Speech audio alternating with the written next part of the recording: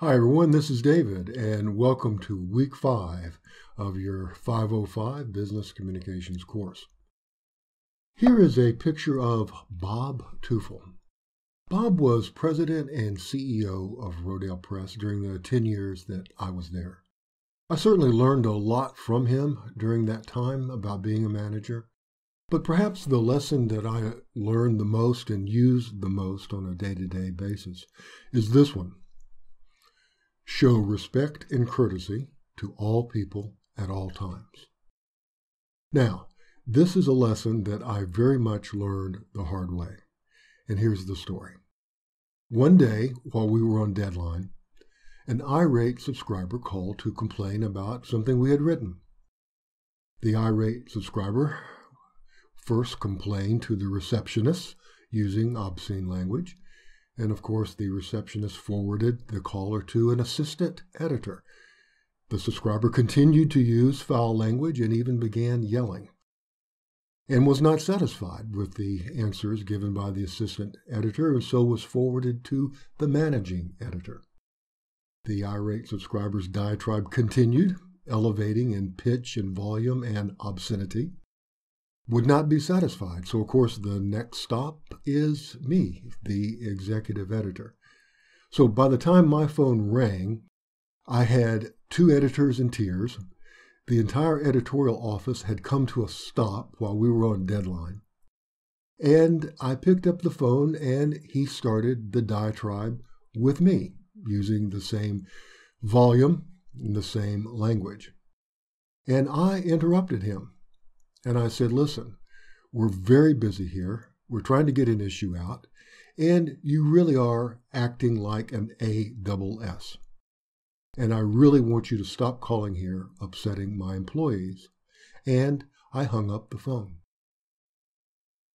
Well, about 30 minutes later, my phone rang again. And I looked at the caller ID, and it was Bob Teufel. Yes. The irate subscriber had made it all the way to the top of the company. Why?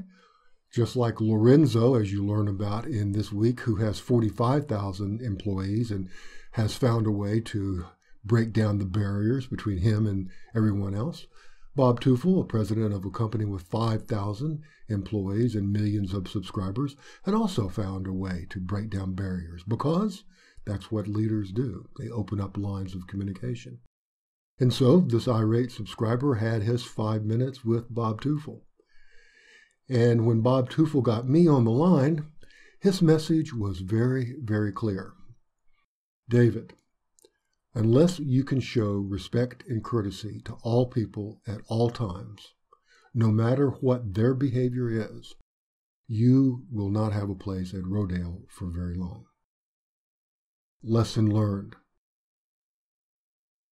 You know, I have also come to understand from that lesson that showing respect and courtesy at all times is not just a matter of being polite.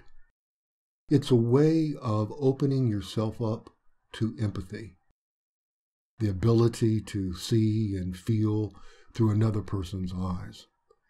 And it's that empathy that leads to vulnerability, that leads to creativity, innovation, team building, and building a positive work atmosphere where everyone feels valued and respected.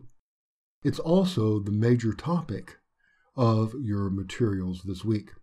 So, if you would, let's go to look at your week 5 materials.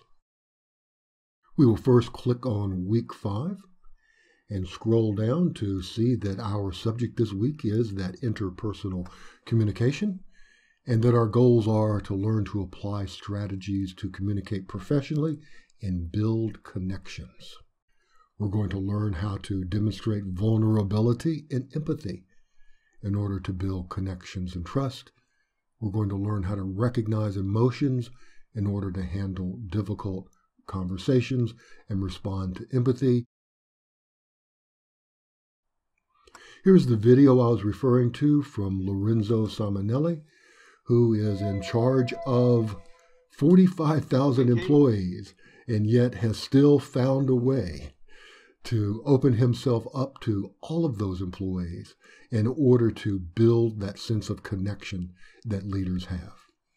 Now, why does Lorenzo take the time to do that?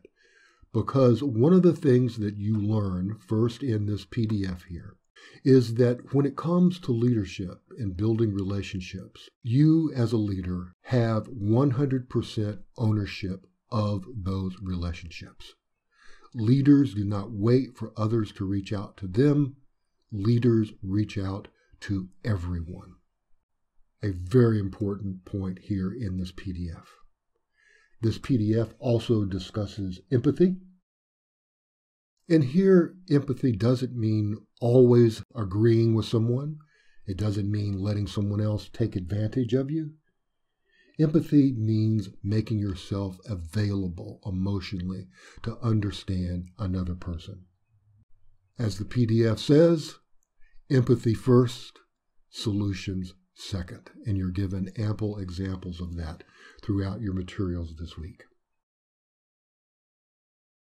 Your chapters from Halpern and Luber are really excellent this week.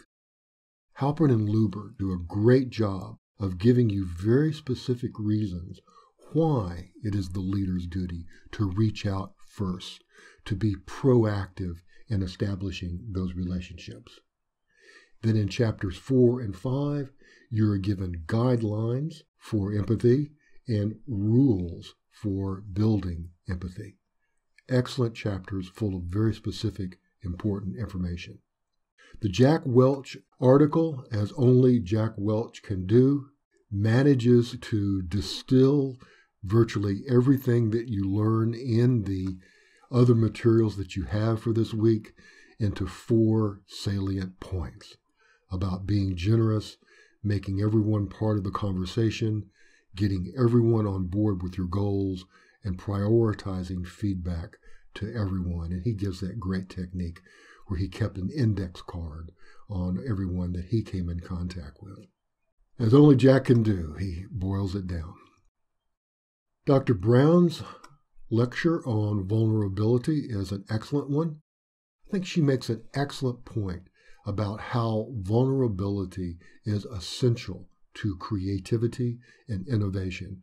She says, and to me this really hit me over the head as something that is profoundly true, that whenever we are asking our employees to really put it on the line, to really develop something new, to really come out with their best ideas, that we are in effect asking those employees to make themselves quite vulnerable with their creative, innovative products and ideas and strategies. So vulnerability is a key element in the workplace, and employees must feel safe in making themselves vulnerable. And to make those employees feel safe, we as leaders have to be willing to also have that level of vulnerability ourselves. Really critical point, I thought. Then the resources get into having difficult conversations. There's this excellent article here from Judy Ringer about how to have difficult conversations. She gives a step-by-step checklist on how to prepare for those conversations and then how to conduct them. And if you can write down and remember just those 4 steps, I think your difficult conversations can actually turn out to be win-win conversations. Another great video on how to use your voice. And Julian here gives some outstanding techniques that he pulls out of what he calls a toolbox for using this wonderful instrument, as he calls it, serve you when you are attempting to build these kinds of relationships. I love his HAIL 4-point rubric: honesty, authenticity, integrity, and love. And as you can see, the same concepts seem to be coming up over and over again, don't they? And of course, the 8 mistakes that he points out are just as important. Now, here is the Cherie Cosmetics case study in its original form as it was developed at Harvard University. And it is this case study that you are doing your assignment on. Another document on building effective relationships. I liked especially this section on barriers to interpersonal effectiveness. Certainly, if we can focus on these barriers and how to overcome them, our interpersonal relationships would be greatly enhanced. Another document on taking the stress out of stressful conversations. And these kinds of techniques are so important for leaders to have a clear handle on and a clear strategy for whenever they go into what they know are going to be these stressful or difficult conversations. As Jack says, don't use email to duck them. Have a plan for them and make them win-win situations. Now, your discussion question this week provides you two options. Option one is, as a leader, have you ever reached out with empathy to connect with others? Or has a business leader ever reached out with empathy to connect with you? Share your story and how you might use this technique to build connections in the future. Option two, Bryn Brown describes why vulnerability is a critical skill in the lecture video this week. Describe a time when you demonstrated vulnerability in your career. What was the impact?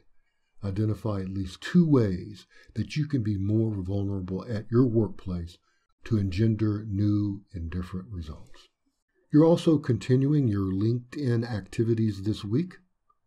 And this week you have your first learning journal, which means that you are to select an article from the Wall Street Journal and find one that relates to the readings, videos, and discussions from the course.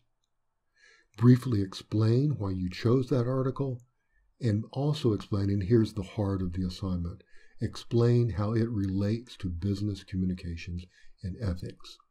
And also be sure to include a working hyperlink to that article.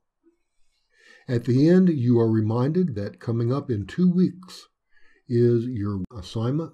This past Friday, Kirsten Layton offered a workshop on this assignment number 2, and I have posted a recording of that workshop in your media gallery that I recommend to you. Also, I will be reviewing via a video a model paper for you to follow. This model paper is to be in APA style, and I have uploaded in your media gallery a video that I've done on APA style. And so if you want to go to the media gallery and to take a look at that video, it will also help you when it comes to setting up your Microsoft Word document for this assignment number 2. Okay, there you go. Your assignments, readings, and materials for week 5, all about interpersonal communication. Also, remember this week, be sure to get a good start on your assignment number 2. And I'm going to be sharing with you throughout the week model papers done by previous students on that assignment. And then, of course, the video that walks you through step by step exactly what a model paper looks like for assignment number 2. Okay, good luck with your assignments this week, and I look forward to speaking with you in the class.